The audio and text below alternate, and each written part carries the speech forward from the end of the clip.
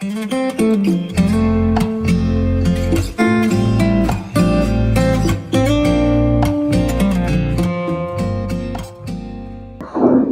a Deus, queridos. Vamos lá. Texto maravilhoso. Encontro de Jesus com Nicodemos. Diz assim a palavra do Senhor. Havia entre os fariseus um homem chamado Nicodemos, um dos principais dos judeus. Este de noite foi ter com Jesus e lhe disse: Rabi, sabemos que é mestre vindo da parte de Deus, porque ninguém pode fazer estes sinais que tu fazes se Deus não estiver com ele.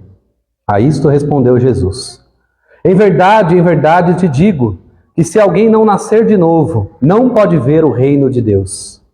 Perguntou-lhe Nicodemos: como pode um homem nascer sendo velho? Pode porventura voltar ao ventre materno e nascer segunda vez? Respondeu Jesus: em verdade te digo, quem não nascer da água e do Espírito não pode entrar no reino de Deus. O que é nascido da carne é carne, o que é nascido do Espírito é Espírito. Não te admires de eu te dizer, importa-vos nascer de novo. O vento sopra onde quer, ouves a sua voz, mas não sabes de onde vem, nem para onde vai. Assim é todo o que é nascido do Espírito. Então lhe perguntou Nicodemos: como pode suceder isto? Acudiu Jesus: tu és mestre em Israel e não compreendes essas coisas? Em verdade te digo que nós dizemos o que sabemos e testificamos o que temos visto. Contudo, não aceitais o nosso testemunho. Se tratando de coisas terrenas não me credes, como crereis se vos falar das celestiais? Ora, ninguém subiu ao céu, senão aquele que de lá desceu, a saber, o Filho do Homem que está no céu. E do modo por que Moisés levantou a serpente no deserto, assim importa que o Filho do Homem seja levantado, para que todo o que nele crê tenha a vida eterna. Amém e amém. Vamos falar com Deus mais uma vez. Senhor, estamos diante da Tua santa palavra. E com temor e tremor nós nos achegamos a Ti. Neste culto tão maravilhoso, confessamos nossos pecados, lembramos da graça que nos tirou da escuridão, da sombra, da cegueira, e nos levou para uma nova vida contigo, Senhor. Te adoramos e junto com o salmista nós cantamos que mais vale um dia em tua casa do que 1000 fora dele. Porque aqui o Senhor habita em meio ao teu povo, manifesta graça, bondade. Bem-aventurados somos, ó Deus, por estarmos juntos e reunidos em nome de Jesus nesta manhã. E queremos te adorar e bendizer o teu nome. E assim como o nosso coração tem esperança que um dia todos se dobrarão diante de ti, todo joelho será dobrado e toda língua confessará que Jesus Cristo é o Senhor. Ó Deus, mas faz em nós a tua vontade, Senhor. No tempo que nos resta, cumpre em nós o teu querer, para que cada dia seja vivido para a tua glória. Afasta de nós, ó Deus, as nossas transgressões e nos leva por um caminho reto de justiça. Preencha as lacunas da nossa alma que só Tu sabes, Senhor. E que a Tua palavra, que é viva e eficaz, penetre em nosso coração, para que o Teu Espírito continue nos transformando de glória em glória à imagem do Filho de Deus. Assim oramos e já Te damos toda a honra, toda a glória e todo o louvor para todos sempre. Amém. Queridos, há somente 2 tipos de pessoas no mundo. Apenas 2 grupos. O primeiro grupo é aquele que crê em Jesus, é aquele grupo que nasceu de novo. São as pessoas que foram regeneradas pelo poder do Espírito Santo. E que inquestionavelmente, em algum momento de suas vidas, nasceram do alto, nasceram de Deus, foram resgatados, foram alcançados pelo poder do Evangelho. E assim, após isso, foram impactados pela mensagem de Jesus Cristo e tudo foi ressignificado em suas vidas. Quem nasceu de novo sabe justamente o que aconteceu. Sabe que é uma obra soberana, poderosa, transformadora. Sabe que algo lhe tocou, algo mudou, algo foi transformado. Começa a enxergar a vida de forma diferente. Esse é o grupo dos salvos, dos eleitos de Deus, dos verdadeiros cristãos. Mas há um outro grupo, um grupo de pessoas que não conhecem o Evangelho, ou que, muito embora conheçam e já ouviram várias vezes a mensagem, por algum motivo ainda estão segurando a corda. E apesar de terem certas convicções acerca da palavra de Deus e do Evangelho, de alguma maneira tentam ter controle de suas vidas e não confiam completamente na obra soberana do Senhor Jesus Cristo. Estes guardam no íntimo do coração uma reserva. Aqui Deus não faz, aqui Deus não toca, aqui Deus não controla, aqui eu preciso reinar. De modo que a última confiança dessa pessoa não está no Senhor. Não é como um barco lançado ao mar, dizendo, ó Senhor, me leva para onde tu queres. É alguém que está ainda segurando o navio. Está ainda no cais. Está ainda controlando. E tem um sentimento de controle, sem conseguir se desprender de si mesmo para dar tudo a Cristo, aconteça o que acontecer. A maior questão nossa aqui, queridos, é que quando nós ouvimos sobre esse segundo grupo, nós sempre pensamos nas pessoas lá de fora. Nós sempre pensamos nas pessoas que nunca pisaram o pé numa igreja cristã evangélica. Mas a grande questão é mais profunda que isso. O diagnóstico é mais preciso do que isso. Há muitas pessoas que frequentam igrejas, que sentam em nossos bancos, que ouvem sermões, pregações e a palavra de Deus, mas de alguma maneira ainda estão nesse segundo grupo. Ainda querem controlar o seu próprio destino, ainda não confiam na obra redentora de Jesus Cristo na cruz. E só essa pessoa sabe disso, e só Deus sabe disso. Agora Jesus, ele não se impressiona com o verniz da religião aparente, com aquilo que é externo. Jesus não se impressiona com performance espiritual. Jesus não se impressiona com frequência de igreja. Jesus não se impressiona com o tamanho do dízimo. Jesus não se impressiona com o tamanho das obras e nem com a qualidade delas. Jesus é o único que sabe exatamente quem somos. De forma onisciente, soberana, Ele entra no nosso coração, Ele sabe quem somos, sabe a nossa identidade de modo que ninguém sabe e até mesmo nem nós sabemos. Mas esse sermão de hoje, essa palavra que lemos, é para ambos os grupos.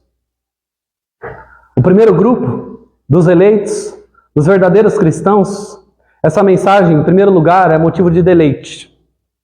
Porque toda vez que ouvimos o Evangelho da Graça, nos alegramos em Cristo, nosso coração mais uma vez é cativo pela bem-aventurança de termos sido salvos, alcançados e transformados pelo poder do Evangelho. Para esses salvos, esse sermão, essa mensagem é motivo de gratidão, porque Cristo fez aquilo que nós não poderíamos fazer, Cristo realizou aquilo que nós não podíamos fazer. E Cristo não apenas realizou há 2000 anos atrás, mas em algum momento da minha e da sua história, Ele entrou no nosso coração rebelde e nos transformou para a sua glória. Para os cristãos, essa mensagem é para que nós possamos despertar a nossa memória para o fato de que Deus, por meio de Cristo, está operando no mundo de forma soberana e salvando pecadores. E assim como foi conosco em algum momento da nossa jornada, da nossa caminhada. De modo que não há nenhum mérito nosso, nos nossos esforços, na nossa religiosidade. Todo o mérito é de Jesus. Ele fez tudo. Ele cumpriu tudo. Ele é o autor e consumador da nossa fé. Mas para o segundo grupo, queridos, essa mensagem é um checkmate de Deus.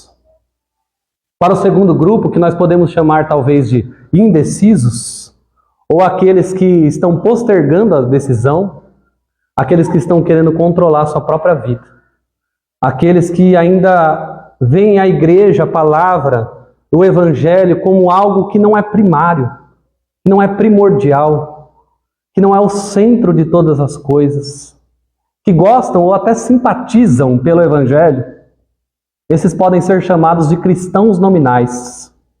São frequentadores de igreja. Estão sempre na igreja, ouvem sempre, mas Deus os conhece no seu íntimo, no seu profundo, E para esses, essa oportunidade de ouvir o Evangelho pode ser a última. Pode ser a última. E hoje, se ouvirdes a voz do Senhor, que o seu coração não se endureça. Que você não tente controlar aquilo que Jesus pode fazer na sua vida. Que você não tenha medo de entregar tudo totalmente. Ou do que as pessoas vão pensar. Não tema a morte, a perseguição. Não tema os estereótipos que você já deve ter ouvido e visto por aí. É simplesmente entre você e Deus. É Deus, de forma soberana, falando com você por meio da sua palavra, da palavra dele, alcançando o seu coração. Não resista. Não segure a corda. Renda-se aos pés de Jesus, abaixe as suas defesas e deixe ele reinar no seu coração. Porque se você não nascer de novo, você não pode ver o reino de Deus. Se você não nascer do alto para uma nova vida, se você não for regenerado pelo poder do Espírito Santo, você não estará gozando do paraíso na eternidade. E você é o mais miserável de todos os homens. O evangelista João, ele narra esse momento da vida do Mestre de forma muito precisa. Não é aleatório. Não é simplesmente um aglomerado de fatos, de coisas que Jesus fez. João está com inspiração do Espírito Santo, trazendo a revelação sobre a divindade do Filho de Deus, mostrando quem ele é e quais são os seus feitos. E nos parece que João está querendo mostrar a diferença desses dois grupos, dos salvos e dos cristãos nominais. Eu vou dizer o porquê. O capítulo de número 2, que nós já lemos e aprendemos aqui, relata o início do ministério público de Jesus.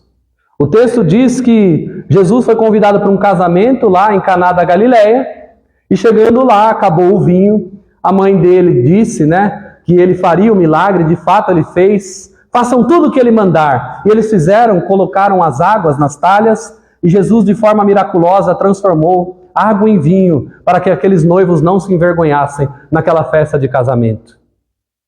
Esse é o primeiro sinal, esse é o primeiro milagre do ministério de Jesus relatado na Bíblia. Transformação de água em vinho, João capítulo 2, do versículo 1 ao 11. Após isso, o versículo de número 12, diz que Jesus, a sua mãe, os seus irmãos e seus discípulos desceram para Cafarnaum, uma cidade litorânea. Mas o texto ainda diz que ali eles não ficaram muitos dias, porque era a festa da Páscoa. E então Jesus subiu para Jerusalém com a sua família e com os seus discípulos. Ao chegar lá no templo de Herodes e ver os sacerdotes e os cambistas e os vendedores de animais fazendo da casa do Senhor um negócio lucrativo, muito lucrativo, a Bíblia diz que Jesus ficou extremamente irado, fez um chicote de cordas, expulsou todos do templo, do pátio dos gentios, e disse: não façais da casa do meu pai casa de negócio, casa de comércio. Mas então, o texto ainda nos diz, no capítulo de número 2, tem uma nota de rodapé, do versículo 23 ao 25, e nós terminamos domingo passado pensando nesse trecho. Diz que durante a festa da Páscoa, muitos vendo os sinais que ele fazia, creram no seu nome. Mas preste atenção, o próprio Jesus não se confiava a eles, porque os conhecia a todos. E não precisava de que alguém lhe desse testemunho a respeito do homem, porque ele mesmo sabia o que era a natureza humana. Ou seja, as pessoas creram nele, mas o texto diz que Jesus não se confiou a essas pessoas. E nós aprendemos aqui que há um tipo de fé, há um tipo de crença, que não é a fé salvífica, que não salva o pecador. E será que nós temos isso nos nossos dias hoje? Muito. Há muitas pessoas que têm um tipo de fé, de crença em Jesus. Os feitos de Jesus, acham a história de Jesus bonita. Acham importante a religião dentro das suas atividades. Mas essa fé não é uma fé que salva, que transforma o coração, que foi vinda do Senhor para a regeneração, para uma nova vida. Essa fé se baseia apenas nos sinais que Jesus faz e não, de fato, é uma fé em Jesus como Senhor e Salvador de sua própria vida. Essa fé não salva. E Jesus, querido, sabe exatamente quem tem a fé verdadeira e quem tem essa fé que não salva. E Jesus não se confia a alguém que não tem uma fé verdadeira e um coração transformado verdadeiramente. E o mais interessante, queridos, é que o texto diz que foram muitos que creram. E é um grande problema quando a gente vai no barulho da multidão e não é algo individual e pessoal. Há muitas pessoas que gostam da igreja, estão na igreja e participam dos eventos, das coisas, mas elas estão sendo apenas mais um número na multidão. Elas estão caminhando com um todo, elas não se destacaram e não tiveram um encontro pessoal com Jesus Cristo. Então a Bíblia diz que muitos creram nele, mas Jesus não se confiou a esses muitos. E o mais interessante é que depois de falar isso, no final do capítulo de número 2, o evangelista João não vai mais falar de pessoas na multidão. Os holofotes de João vão focar em pessoas individuais específicas. No capítulo de número 3, o religioso Nicodemos. Nicodemos, um homem de boa moral, um homem de boa conduta, um homem que ocupava um cargo importante em Israel, um homem extremamente religioso, político, culto, como nós vamos ver nessa exposição. Mas no capítulo 4 ele fala com uma mulher samaritana no poço de Jacó, ao meio-dia, uma mulher que tinha uma moralidade bem duvidosa, que não conhecia muito de religião, sabia de algumas coisas. Nossos pais adoravam nesse monte, mas vós dizeis que é em Jerusalém que o Senhor quer ser adorado. O mais incrível, queridos, é que tanto Nicodemos como a mulher samaritana, tanto um homem com boa conduta, moral e religião, como uma mulher que já tinha 5 maridos, esse que ela estava não era dela, os dois precisam nascer de novo. Os dois. E é isso que nós vamos ver. Primeiramente, Nicodemos. Para se preparar para esse relato bíblico, nós vamos olhar para Nicodemos. Olhar para a sua moralidade, olhar para a sua religiosidade, olhar para o seu conhecimento. Mas ao ver essa descrição, você não pode ficar com seus olhos lá em Nicodemos. Você precisa pensar em você. Você não pode pensar no seu cônjuge, ou naquela pessoa da sua família. Ah, e se fulano estivesse aqui ouvindo essa mensagem? Você precisa pensar na sua própria alma. Porque se você não nascer de novo, você não verá o reino de Deus. E Jesus fixa os olhos naqueles que Ele quer chamar de forma tão amorosa, mas também confrontadora. Ele mexe com as inclinações mais profundas, que ninguém sabe. Ele confronta o pecado e Ele chama de maneira irresistível os seus. Ele chama de maneira graciosa e poderosa. E assim começa o capítulo 3 de João, falando que havia entre os fariseus um homem chamado Nicodemos, um dos principais dos judeus. Eu chamo a sua atenção para o fato de que João fala que ele era um homem. Pergunta a você, haveria necessidade dele falar que Nicodemos era homem? Claro que não. E por que ele faz isso? Porque ele acabava de dizer que Jesus conhecia exatamente a natureza humana. Então aqui está um homem. Homem aí não é no sentido de gênero, mas no sentido de quem somos, humanidade. Muitos homens, muitas pessoas creram em Jesus, mas aqui está um homem. E nós vamos contar a história dele. A história de Jesus e ele, um confronto, um encontro, uma mensagem que modificou a vida desse homem para sempre. E uma mensagem que abarca o versículo mais conhecido da Bíblia, porque Deus amou o mundo de tal maneira para que todo aquele que nele crê não pereça, mas tenha a vida eterna. Nós vamos ver isso semana que vem. Esse encontro com esse homem religioso. Quem era esse homem? Primeiro, o texto diz que ele era um fariseu. E o que significa que ele era um fariseu? Ele era alguém da religião judaica. Os fariseus surgiram no período intertestamentário entre Antigo e Novo Testamento. Eles eram extremamente zelosos na religião. Todo judeu aprendia a Torá, os 5 primeiros livros da Bíblia, antes dos 12 anos de idade. Mas um fariseu era alguém ainda mais destacado na religião, como foi Saulo de Tarso, que nós vemos na Bíblia. Mas Nicodemos não era apenas um fariseu, ele era um dos principais dos judeus. O que significa isso? Que Nicodemos não era apenas alguém que era fariseu, mas era alguém que pertencia ao sinédrio judaico. E o que era o sinédrio judaico? Era um grupo de 71 homens que não apenas governavam a religião de Israel, mas era uma espécie de políticos que tomavam todas as decisões dentro de Israel. Era o STF de Jerusalém. Misericórdia. Então, queridos, está aqui um homem que tanto era religioso como político, extremamente versado em ambos, conhecedor de leis humanas e conhecedor da lei divina. Alguém que conhecia a Torá, os profetas, tudo aquilo que foi revelado no Antigo Testamento, religioso e político. Lá no versículo de número 10, quando Jesus fala com ele, Jesus fala que ele é mestre em Israel. Agora note você que aí só diz que ele era mestre, mas no original grego há um artigo definido aí, que diz assim, ele era o mestre em Israel. Não era um mestre, era o mestre.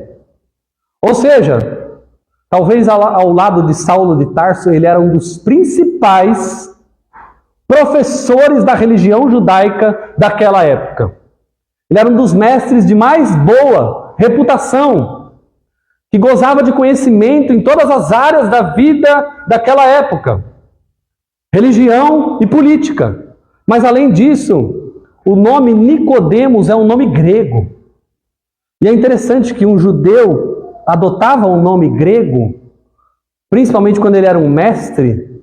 Isso simbolizava que ele não apenas conhecia de religião, mas ele conhecia de cultura humana. Ele era alguém extremamente culto. Extremamente culto. Alguém que conhecia os filósofos daquela época. Alguém que andava com versatilidade em todos os corredores do conhecimento humano. Esse é um homem difícil de ter hoje em dia.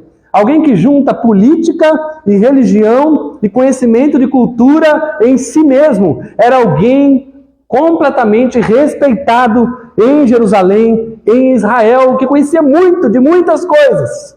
Esse homem era tudo isso, queridos. Ele era tudo isso. Mas isso não bastou para ele. Ele precisava, como o texto diz, Jesus olha para ele e diz, ele precisava nascer de noite. Queridos, a primeira coisa que a gente aprende aqui é que não importa quem você é. Não importa quantos diplomas você tem na sua parede. Não importa qual é a sua história, seus pais eram crentes, você é crente há mais de 10, 20, 30 anos. Não importa quanto dinheiro você tem, quanta cultura você tem. Não importa quanto conhecimento teológico você tem. Você pode conhecer tudo de doutrina, mas o seu coração está longe disso. Jesus não se impressiona com nada que eu e você apresentamos para Ele, mostrando que somos bons em algumas coisas.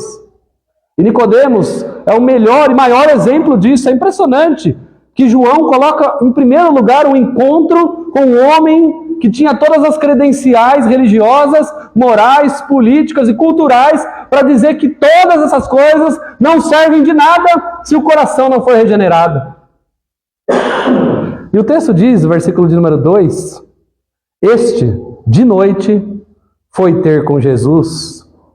Por que de noite, queridos? Porque ele estava preocupado com a sua reputação.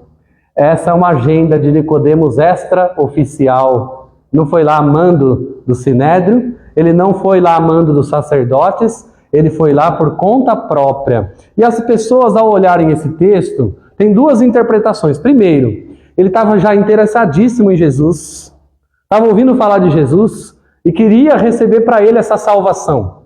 Talvez a maioria de nós pense assim: foi ao encontro de Jesus porque ele queria se converter ao ensinamento do Mestre. Mas há uma segunda opinião que também deve ser levada em conta, e que na verdade ele foi lá não para se dobrar aos pés de Jesus, mas para fazer Jesus se dobrar aos pés dele.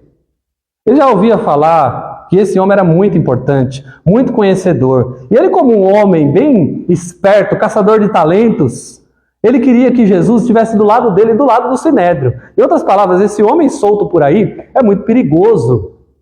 Melhor seria que ele, sendo mestre como nós, como eu sou, que ele não fosse meu inimigo, meu adversário, ou que ele não estivesse andando de forma unilateral, mas que ele caminhasse conosco no Sinédrio. Essa é uma interpretação que é bem provável. E o texto nos mostra que quando ele vai ter com Jesus, ele exclama e fala várias coisas sobre Jesus, mas parece que a intenção dele não é se dobrar diante de Jesus, mas que ele levasse Jesus para o lado dele. E aqui a gente aprende a seguinte coisa, irmãos. As pessoas chegam até a igreja com as mais variadas motivações. É um problema de saúde, é uma tempestade financeira, há um problema no casamento, é uma vontade de se matar, é um medo, é um problema de algum parente, ou é curiosidade, ou é falta de significado na vida. Mas água mole, pedra dura, tanto bate até que fura. Muitas vezes, motivações ruins traz a pessoa para o lugar certo. Pode não ser a melhor motivação, mas se Jesus quiser tratar com você, ele vai tratar.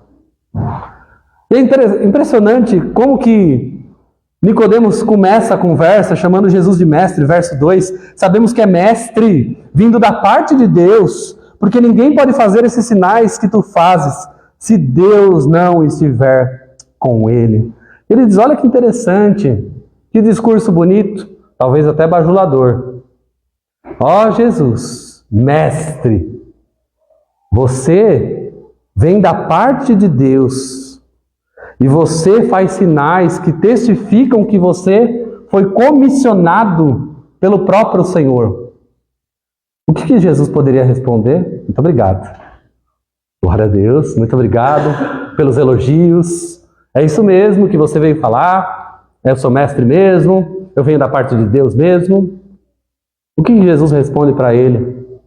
Parece que Jesus corta a conversa. Dá a impressão, quando nós lemos o texto, de que ele ia ainda balbuciar mais palavras, de que ele ia continuar, mas no versículo número 3, a isto respondeu Jesus, em verdade te digo, que se alguém não nascer de novo, não pode ver o reino de Deus. É a pior coisa que ele queria ouvir nesse momento, mas para ele não é a pior, porque na verdade ele não entendeu. Faltou compreensão sobre o que Jesus está falando. Então Jesus interrompe de forma abrupta, e a fala de Jesus nos dá a impressão de que Jesus olha para aquele homem e diz o seguinte: não adianta você vir com esse discurso, porque eu sei que você não é um cristão. Não adianta você vir me bajulando, me elogiando, porque eu sei exatamente o que é a sua natureza, Nicodemos. E você, Nicodemos, precisa imediatamente, urgente, nascer de novo. Aqui o autor desse evangelho está enfatizando a onipotência de Jesus, a onisciência do Mestre. Aqui está enfatizando a divindade de Jesus, aquele que é o Verbo de Deus, aquele que no princípio fez todas as coisas, agora está andando entre nós e está de maneira onisciente, falando com pessoas que ele sabe tudo que tem dentro delas. Isso é extremamente perigoso, né? Extremamente assustador, queridos. Se tem algo que nós não gostamos, é que as pessoas saibam o que está dentro de nós. E Jesus sabia exatamente, sabe ainda hoje. Então essa é a resposta. Você precisa nascer de novo. E eu pergunto a você, você já nasceu de novo? Você é verdadeiramente um cristão de fato, e dá frutos e testifica que isso aconteceu com você de forma verdadeira? Um pregador chamado George Whitefield, na época dos puritanos, ele pregava sempre sobre o novo nascimento. Todo sermão, toda hora, todo momento ele falava: você precisa nascer de novo. Você precisa nascer de novo. Você precisa nascer de novo. Ele pegava tanto isso que uma vez ele pregou, você precisa nascer de novo. Vem uma senhora para ele e fala, oh, Whitfield, você fala isso toda hora que precisa nascer de novo. Ele olha para ela e fala, você precisa nascer de novo. Nós precisamos ouvir isso sempre. Aí você pode se perguntar, mas pastor, na igreja, não é na praça melhor? Falar de novo nascimento? Não é melhor falar lá fora? Olha o que Paulo fala lá em Coríntios, capítulo 13, verso 5. Examinai-vos a vós mesmos, se realmente estáis na fé. Esse sermão é uma autoanálise. Essa mensagem é para você e eu fazermos um balanço da nossa vida e ver se verdadeiramente nós estamos na fé, se o nosso coração foi regenerado. A pergunta é, como saber que eu nasci de novo? Como saber que isso aconteceu comigo? E veja a pergunta aí de Nicodemos no versículo 4. Como pode um homem nascer sendo velho? Pode porventura voltar ao ventre materno e nascer segunda vez? Queridos, olha só como esse mestre tem uma grande dificuldade de entender a metáfora que Jesus está falando para ele. Pode alguém já sendo velho, e provavelmente Nicodemos já era velho, porque ele está falando dele mesmo, para ele ser um rabi, ele precisava no mínimo ter mais de 30 anos. Mas provavelmente ele tinha uns 40, 50, 60. Não que quem tem 30 ou 40 seja velho, tá bom? Porque nós também estamos passeando nessa casa aí, mas nós somos velhos. Mas é uma frase para falar, alguém que já está crescido, adulto, barbudo, careca de saber das coisas, tem como ele voltar lá para o começo e nascer de novo? E é óbvio, queridos, que essa é uma linguagem metafórica para falar sobre um momento único e ímpar na vida de alguém que foi encontrado pela graça soberana de Jesus Cristo. Como saber se você nasceu de novo, queridos? Primeiro, é um momento de profunda ressignificação da vida. Você caminhou de um jeito, mesmo que você já conhecia o Evangelho, mas teve um momento com data, com particularidades, que você tem certeza que ali aconteceu. Quando a gente nasce, a gente não entende por que nós nascemos, né? Ninguém lembra. Alguém lembra do dia do nascimento aqui? Ninguém. Mas quando a gente nasce de novo, no momento nós não entendemos. Mas quando olhamos para trás, entendemos que ali aconteceu algo vindo da parte de Deus que mudou profundamente o nosso relacionamento com o próprio Deus, com a vida e conosco. John Piper, ele diz que o novo nascimento não é sobre melhorar quem você é, mas é sobre criar um novo você.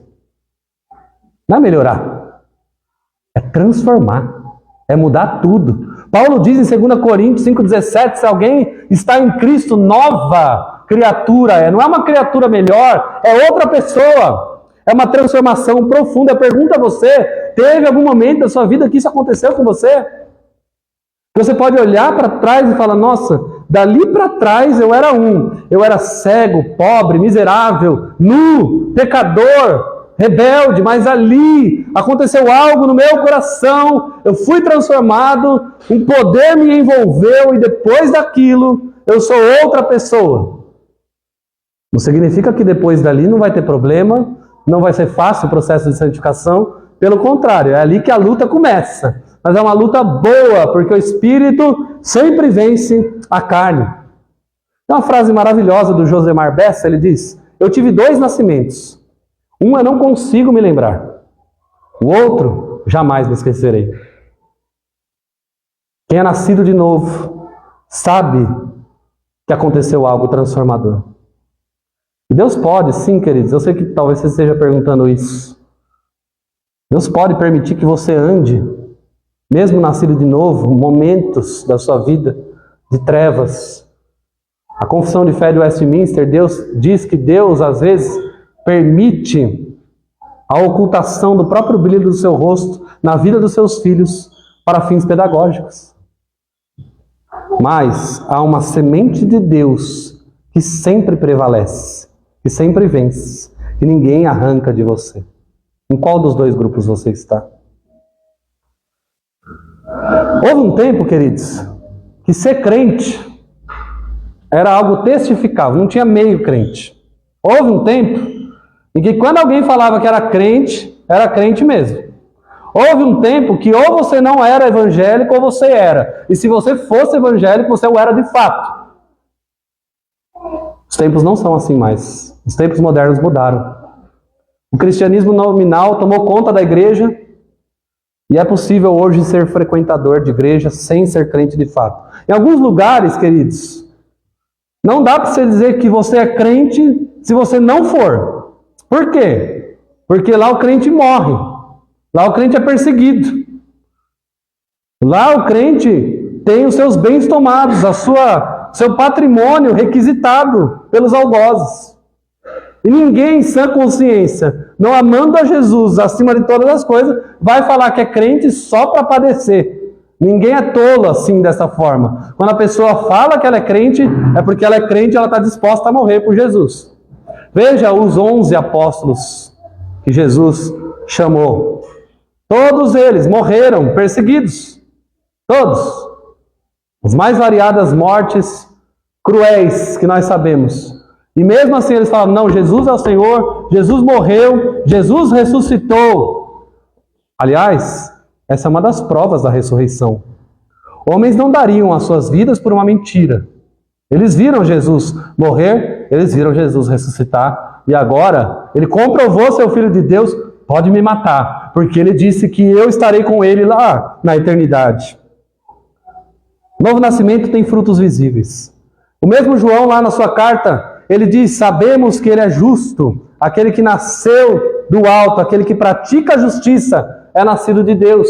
Então você teve um momento significativo e agora você pratica a justiça, se você nasceu de novo. Depois ele diz, aquele que é nascido de Deus não vive no pecado, pois a vida de Deus está nele. Ele peca, às vezes ele tropeça, mas ele não vive na prática do pecado.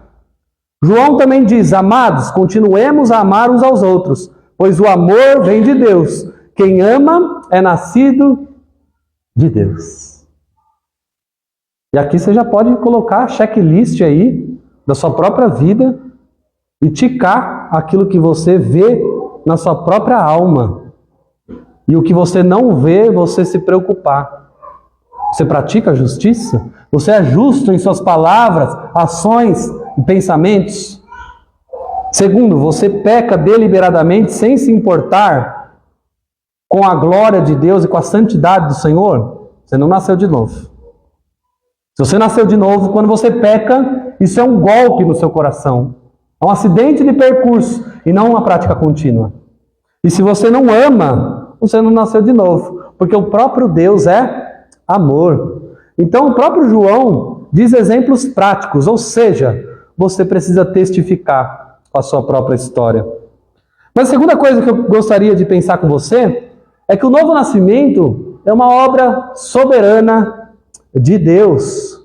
Verso 5, em verdade te digo, que quem não nascer da água e do Espírito não pode entrar no reino de Deus. O que é nascido da carne é carne, o que é nascido do Espírito é Espírito. E não te admires de eu te dizer, importa-vos nascer de novo. Veja o verso 8. O vento sopra onde quer, ouves a sua voz, mas não sabes de onde vem, nem para onde vai. Assim é todo que é nascido do Espírito. Queridos, a obra de salvação de alguém é a obra de Deus. É uma obra soberana do Senhor. E Jesus ilustra isso dizendo, o vento sopra onde quer. Você não escolhe isso. Os ventos de Deus sopram aonde Ele quer. E o texto ainda diz, não sabes de onde vem, nem para onde vai. E mais ainda diz, você ouve a sua voz. Você ouve a sua voz. Querido, se o vento soprou na sua vida, isso é mérito completamente do soberano Deus. Quando alguém nasce de novo, e nascer de novo, é sinônimo na Bíblia de regeneração, é sinônimo na Bíblia de conversão, é sinônimo de fé e de arrependimento. Quando isso acontece com alguém, é obra soberana de Deus. A ideia é nascer do alto, é vindo da parte de Deus para nós. Você já pensou no que está escrito aqui? Você já meditou nessas palavras de Jesus? O vento sopra onde quer. O que ele está dizendo para nós é que Jesus é tanto autor como consumador da nossa fé. É ele quem efetua, Paulo diz, no cristão, tanto querer como realizar, segundo a sua boa vontade. Lá em Filipenses 1 diz que aquele que começou a boa obra em vós é fiel e justo para completá-la até o dia de Cristo Jesus. E lá em Romanos 11, 36 diz, dele, por meio dele, para ele, são todas as coisas, a ele, pois, a glória eternamente, amém. Quando Jesus escolhe alguém, ele vai salvar essa pessoa. E quando ele salva essa pessoa nasce de novo. Não adianta você forçar, não adianta você querer fazer pela sua própria força. É a força de Deus operando no pecador. E foi assim com Saulo de Tarso. Atos capítulo 9, no caminho de Damasco, ele estava indo com cartas para perseguir e matar os cristãos. Mas diz então que ele se dobrou aos pés de Jesus e disse ainda, Senhor, por que me persegues? Foi o momento de Saulo, de novo nascimento, de nova vida. Eu e você, se nascemos de novo, é porque Deus, por meio de Cristo, soprou em nós um poder para uma nova vida. Poder transformador, poder capacitador. Um poder que vem do alto na vida do pecador. A Bíblia diz, e nós lemos na nossa liturgia, que nós estávamos mortos em nossos delitos e pecados. Você não sabe que não dá para você simplesmente olhar para um morto e falar, viu, levanta, sai daí. Isso seria um completo absurdo.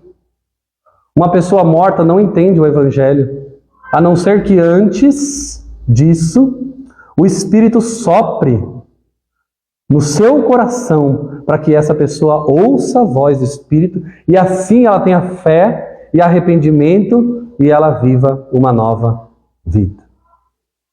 Jesus está dizendo que Ele é completamente soberano na obra de salvação. Verso 9, veja a pergunta de Nicodemos. Como pode suceder isso? Oh, Jesus, tem paciência, hein? Tu és mestre em Israel e não compreendes essas coisas? Em verdade te digo, nós dizemos o que sabemos e testificamos o que temos visto, contudo não aceitais o nosso testemunho. Quem não aceita? Os judeus. Vocês estão vendo? Vocês estão vendo os sinais? Vocês não estão aceitando. Conforme disse lá no capítulo 1, João, veio para os seus, mas os seus não receberam. E aí ele ainda diz, se eu falando de coisas terrenas você não credes em mim, como crereis se eu falar das coisas espirituais? Se eu revelar coisas mais profundas, jamais você vai compreender. E aí ele diz, ora, ninguém subiu ao céu, senão aquele que de lá desceu, a saber, o Filho do Homem que está no céu. Olha as palavras de Jesus para Nicodemos. Mas ele termina dizendo, eu quero chamar a sua atenção para esses 2 versos. Do modo por que Moisés levantou a serpente no deserto, assim importa que o Filho do Homem seja levantado, para que todo o que nele crê tenha a vida eterna. Jesus está aqui citando Números 21, quando os israelitas desobedientes foram picados por serpentes lá no deserto. Deus mandou Moisés então levantar uma estaca com uma serpente de bronze. E todo aquele que pela fé olhasse para aquela serpente seria curado. E agora Jesus já está profetizando que no final da sua vida, e a palavra em foco aqui é levantado, ele vai ser levantado no madeiro, numa cruz, crucificado diante dos homens. E todos aqueles que foram picados pela serpente do pecado, pela serpente da malignidade, do ódio, do rancor, da amargura, da rebeldia contra Deus, ao olhar para o Cristo levantado, serão salvos. É isso que Jesus está falando. Que coisa maravilhosa, queridos.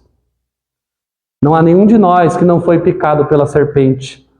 O pecado é um veneno mortífero, que não faz parte de um departamento da nossa vida, mas que nos tocou em tudo que nós somos, completamente depravados.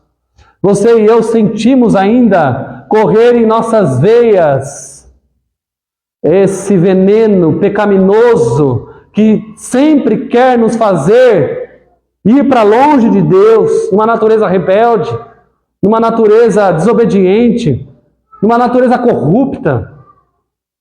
Se você não sente isso, é porque você está morto. Mas se você está vivo, agora você sente essa luta, esse duelo espiritual dentro do seu coração. Você sabe quem você era, você sabe quem você é, mas você ainda sabe que precisa da graça hoje, mas precisa da graça amanhã, precisa da graça até o final. A serpente, a antiga serpente lá do Éden, continua com o seu veneno mortal, colocando dentro de nós a sua malignidade. E não vem apenas do Satanás, do inimigo, mas vem de nós mesmos. É a nossa natureza humana que Jesus conhece muito bem, queridos. Mas eu queria dizer para você que não importa o quanto esse veneno corre em suas veias, que não importa o quanto da sua mente ainda é cativa de mentiras, Ele é poderoso para levar todo pensamento cativo à palavra. Ele é poderoso para transformar o seu entendimento de você mesmo, de Deus e de todas as coisas. Ele é poderoso para colocar em você vestes novas, olhos da fé, para você ter uma vida nova, empoderada pelo Espírito Santo, com uma novidade, com alegria, com felicidade, com bem-aventurança do reino em você. Basta você olhar para a cruz. Basta você olhar para o Filho do Homem que foi levantado. Queridos, Ele estava lá com seus braços abertos. E lá, queridos, todo aquele que creu nele tem a vida eterna. E quando nós fechamos nossos olhos hoje, tanto tempo depois, a gente sabe o que Ele fez por nós lá na cruz. Quando alguém ouve isso, ou essa pessoa é incrédula, ou essa pessoa é apática, ou essa pessoa diz: isso é tudo que eu preciso. Não preciso de mais nada. Acabou aqui. Acabou a guerra. Acabou a luta. Desfaço de tudo que eu sou. E me fazes de novo, ó Senhor, para uma nova vida. Para que todo aquele que nele crê tenha vida eterna. Essa vida que está em nós. A pergunta final é: você é nascido de Deus? Você é nascido do alto? Você pode perguntar em Nicodemos, qual é o final dele? João 7 diz que lá, numa discussão, ele tentou falar de Jesus ali para os fariseus o defendendo. Mas o mais incrível é que lá em João 19, depois que Jesus morreu e tiraram ele daquela cruz do qual ele estava levantado, juntamente com José de Arimateia, esse homem falou: me dá esse corpo, eu quero cuidar desse corpo. Interessante. Não mais à noite, não mais escondido, não mais se importando com a sua reputação, não mais se importando com a consequência de crer naquele que é inimigo dos fariseus e que tantas vezes falou que eles são hipócritas e sepulcros caiados. Não mais se importando com a opinião alheia, não mais se importando com nada. Me dá esse Jesus que eu quero cuidar dele. E ele deu um sepultamento digno para Jesus.